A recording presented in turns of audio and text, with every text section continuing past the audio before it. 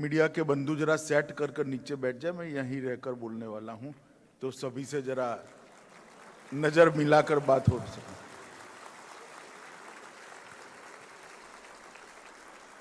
मैं आपके काम के महत्व को समझता हूं, मगर इसमें कोई विक्षेप नहीं आएगा। मुझे श्रद्धा है, आप बैठ जाइए। कृपया आप भी आराम से राजभाषा के लिए मेरे विचार जो है वो सुनिए। बैठिए, प्लीज बैठ जाइए। मैं जिद्दी टाइप का आदमी हूं भैया, बाद में ही चालू करूंगा।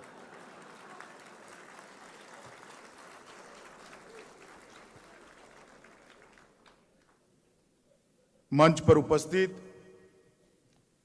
उत्तर प्रदेश शासन के सम्मानित मुख्यमंत्री योगी आदित्यनाथ जी,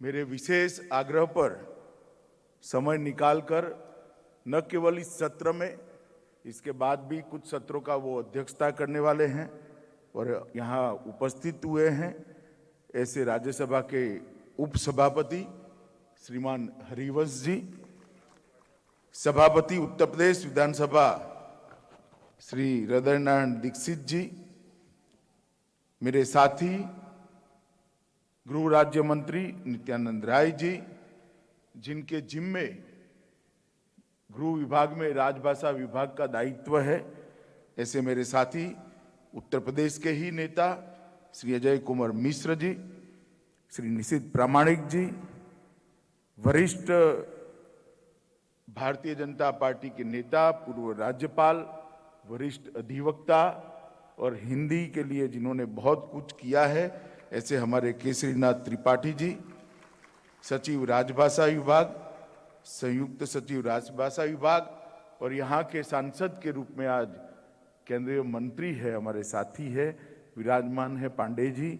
और आज बाबा विश्वनाथ की इस नगरी में देश भर से आए हुए हिंदी प्रेमियों को मैं नमस्कार कर मेरी बात की शुरुआत करना चाहता हूं।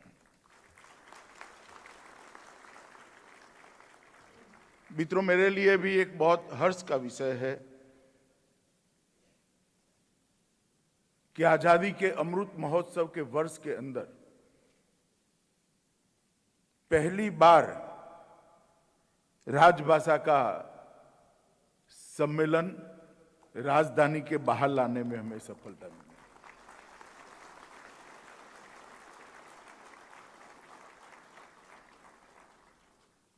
कोई भी सरकारी परिपत्र, अधिसूचनाएं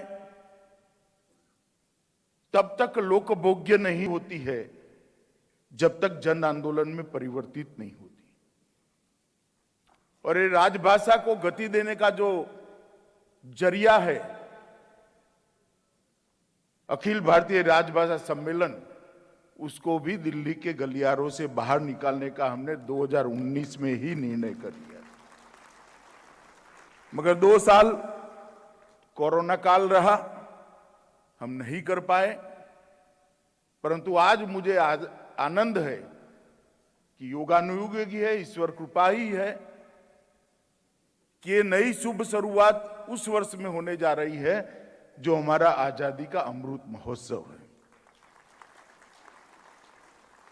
और देश के प्रधानमंत्री मोदी जी ने कहा है कि अमृत महोत्सव हमारे लिए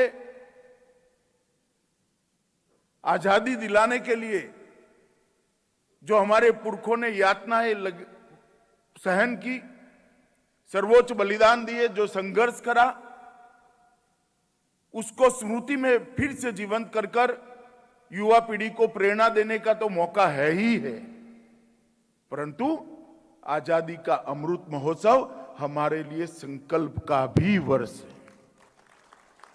इसी वर्ष में 130 करोड़ भारतीयों ने तय करना है कि जब आजादी के 100 साल होंगे, भारत कैसा होगा, कहां होगा,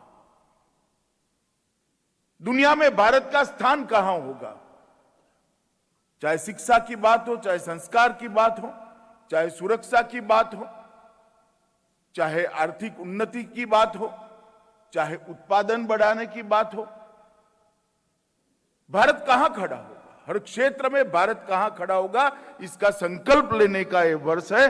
और 75वें साल से 100 साल तक का काल अमृत काल रहेगा और ये अमृत काल हमारे सभी लक्ष्यों की सिद्धि का माध्यम रहेगा। और मैं आज इस अखिल भारतीय राजभाषा सम्मेलन में कहने आया हूं कि हम सब हिंदी प्रेमियों के लिए भी ये संकल्प का वर्ष रहना चाहिए कि 100 साल जब आजादी के हो तब इस देश में राजभाषा और हमारी सभी स्थानीय भाषा का दबदबा इतना बुलंद हो कि किसी भी विदेशी भाषा का सहयोग लेने की जरूरत न पड़े।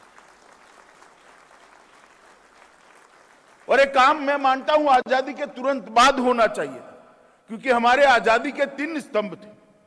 आजादी का आंदोलन जो गांधी जी ने जिसको लोक आंदोलन में परिवर्तित किया, इसके 3 स्तंभ थे, स्वराज, स्वदेशी और स्वभाषा। स्वराज तो मिल गया, स्वदेशी भी पीछे छूट गया, स्वभाषा भी पीछे छूट गई। 2014 के बाद मोदी जी ने पहली बार मेक इन इंडिया और अब पहली बार स्वदेशी की बात कर स्वदेशी को फिर से हमारा लक्ष्य बनाने के लिए आगे बढ़े।